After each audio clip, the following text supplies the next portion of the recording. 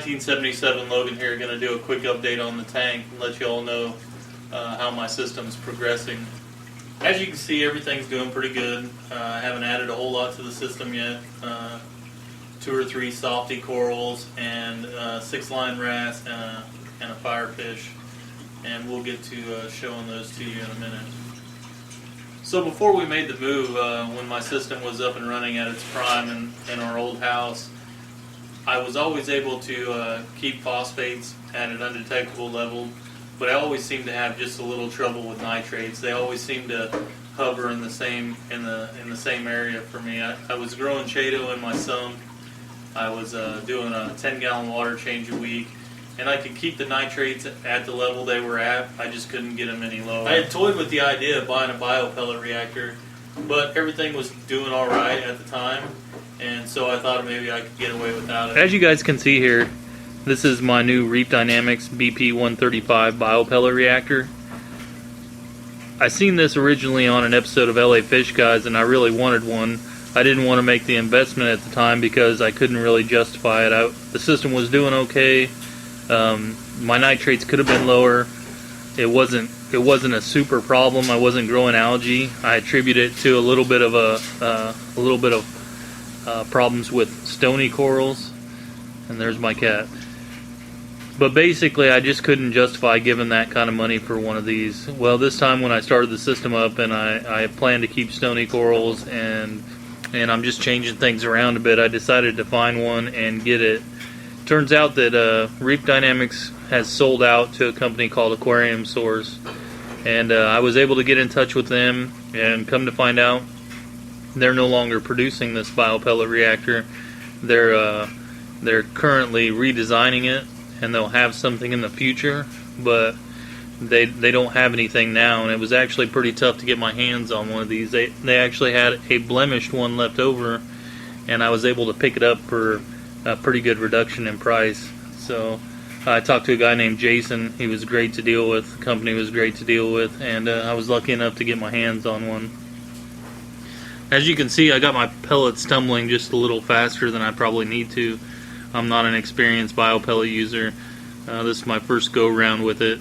I don't know that it's actually completely seeded with bacteria yet.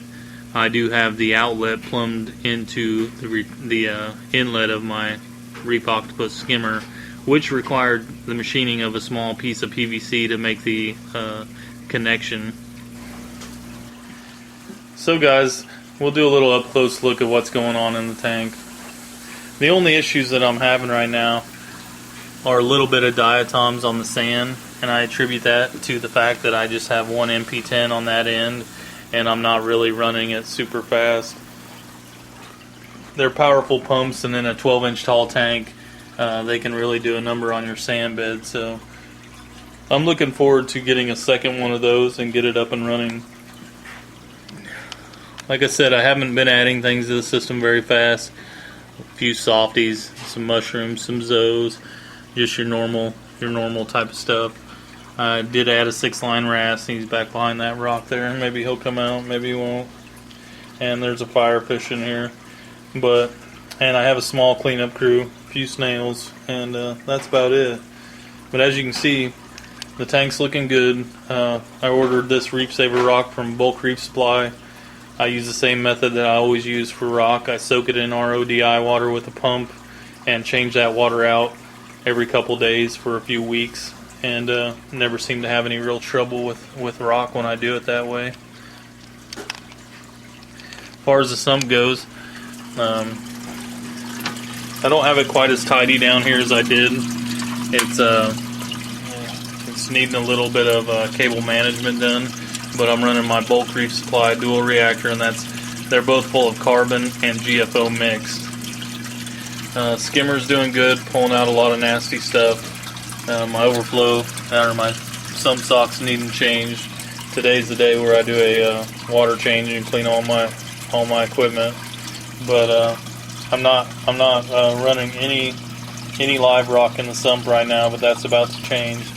This middle rock is just a little bit too big for my taste, so it's going to end up in the sump. with some other rock. I'm trying to get a bag of rubble rock so I can do a little aquascaping and come up with something a little smaller in the middle there. It's just not grown on me.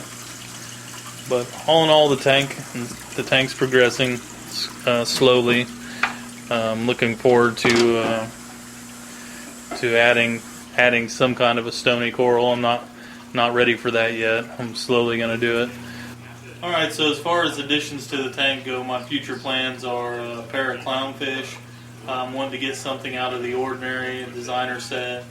And with the weather being the way it is here right now, that kind of eliminates mail order fish.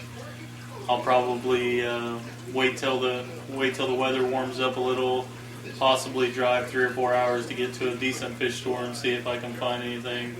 I'm guessing I'm going to have to mail order them. I do intend to add a piece of coral a week to the tank until the weather warms up again, so I can place a large order to a coral vendor. But I just want to say thank you all for watching.